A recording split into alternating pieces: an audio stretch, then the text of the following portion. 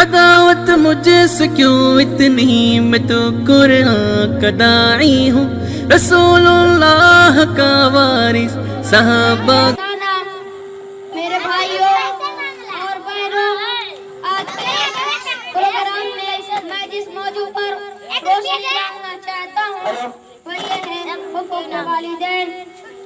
اسلامی بھائیوں، کیا آپ بتلا سکتے ہیں کہ دنیا کے اللہ کے بعد دنیا کے بعد کون سی ہستی ہے جن کے احسانات ہم پر سب سے زیادہ ہیں؟ جی ہاں میرے بھائیوں، وہ ہمارے والدین ہیں جن کے ہمارے اوپر اس قدر احسانات ہیں کہ ہم کبھی بھی ان کے احسانات کا بدلہ نہیں چکا سکتے۔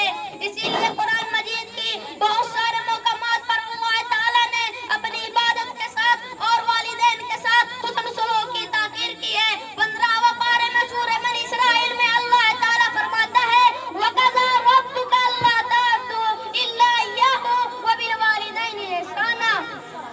تمہارے رب نے یہ فیصلہ کر دیا کہ صرف اور صرف اسی کی عبادت کرو اور والدین کے ساتھ حسن سلوک کی تاکید کرو۔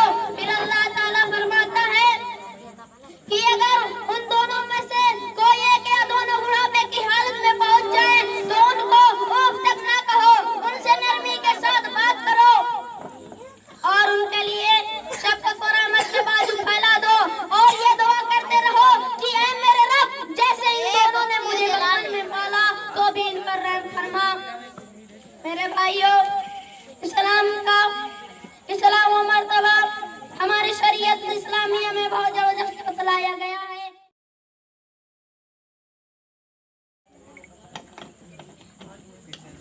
اب میں اس کے بعد محمد فیضان کو مدعو کرتا ہوں یہ کہ وہ آئے اور نعت پیش کریں۔